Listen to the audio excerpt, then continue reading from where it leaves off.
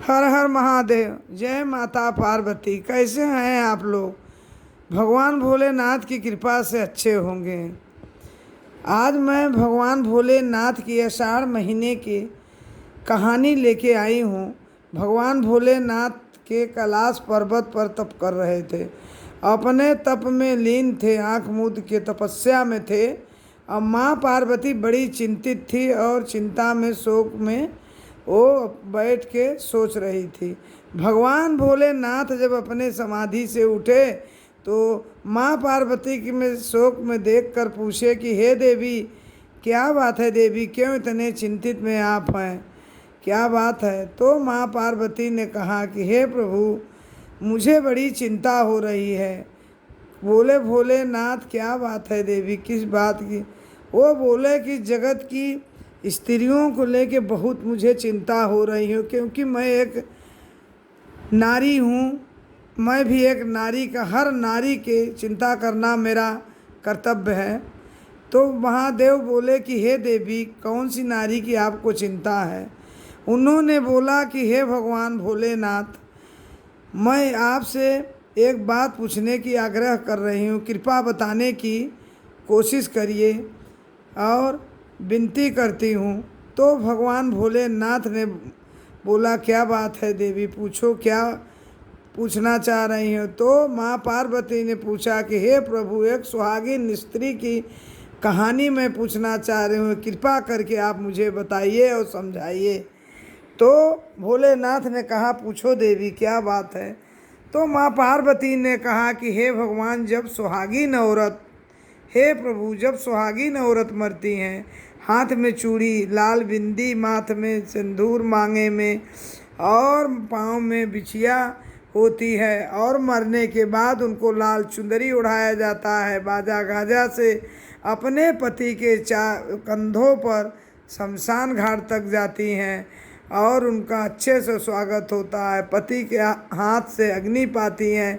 तो उन नारी को कौन सा लोक मिलता है प्रभु? हे भोलेनाथ बताइए, उनको ब्रह्मलोक मिलता है कि स्वर्ग लोक मिलता है कि गौ लोक मिलता है कि कौन सा लोक मिलता है? आप बताने की कृपा करिए। तो भोलेनाथ ने कहा, देवी ठीक है, प्रसन्न पूछा है तो मैं ज़रूर बताऊंगा। जो सुहागिन स्त्री इस पृथ्वी पर मरती हैं और अपने पति के कंधों पर शमशान घाट तक जाती हैं, जिनका मरे के बाद तन सजा हुआ रहता है, माथों में बिंदी और मांग में सिंदूर, हाथ में चूड़ी और पाँव में बिछिया और चुंदरी ओढ़ा के जो अपने पति के कंधों पर शमशान घाट तक जाती हैं, उनको ही सत्य लोक मिलता है। न स्वर्ग लोक मिलता है, न गौ लोक मिलता है, न विष्णु लोक। उनको सत्य लोक मिलता है। वही लोक जो माँ अनुसुईया को मिला था, वह सत्यता, वो पतिव्रता एक और नारी थी, वही लोक उनको मिला था। उस नारी को वही लोक मिलता है। तो पार्वती ने कहा कि धन्यवाद प्रभु, अब आप मेरे एक सवाल का और जवाब दीजिए और कृपा बताने की कोशिश करिए। तो भोलेनाथ ने पूछा, बताइए देवी। माँ पार्वती ने कहा कि हे प्रभु, हे भोलेनाथ, जो विधवा औरत मरती हैं उनको कौन लोक मिलता है? आप बताने की कृपा करें। उनको ब्रह्म लोक मिलता है या विष्णु लोक मिलता है या स्वर्ग लोक मिलता है? जो विधवा औरत सफ़ेद अपने तन मन में रहती हैं, उनका जीवन हमेशा सादगी में रहता है।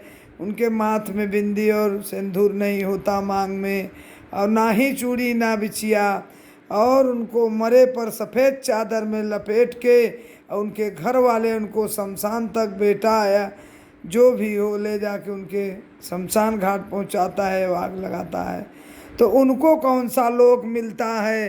तो भगवान भोलेनाथ ने हंसे और बोले कि हे देवी सुनिए, जो विधवा औरत अपने घर गृहस्थी को, क्योंकि गृहस्थी ही एक धर्म आश्रम है, जो पति के जाने के बाद अपने गृहस्थी को बेखूबी निभाती हैं, अपने बच्चों को परवरिश पालन पोषण अच्छे से करती हैं जैसी माँ करती है, और माँ का कर्तव्य को अच्छे ढंग से निभाती हैं, जो अपने परिवार को देख रेख बहुत अच्छे ढंग से करती हैं, जो भगवान में लीन रहती हैं, धर्म कर्म पूजा पाठ और धर्म पर विश्वास करती हैं, जो भगवान से प्रार्थना करती हैं कि हे प्रभु, मेरे पति तो इस जन्म में मेरा साथ छोड़ के चले गए, मेरा पूरा जीवन नहीं निभाए, अगले जन्म में मुझे वही लोक देना जो मानसुइया को दिए हैं आप, सत्य लोक देना, ताकि मुझे दूसरे जन्म में मेरे पति और मेरे सुहाग सलामत हो।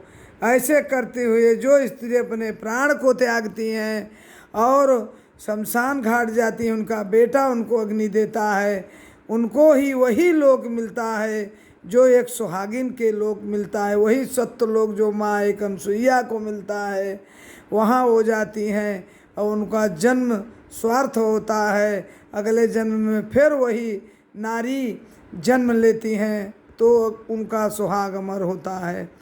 और यह सोचकर माँ, यह सुन के सोचकर वह स्त्री अपना परम कर्तव्य निभाती हैं, और वही परम कर्तव्य हर स्त्रियों को निभाना चाहिए। हे देवी, चाहे सुहागिन औरत हो और चाहे विधवा हो, दोनों को अपने घर गृहस्थी बेखूबी निभाना चाहिए।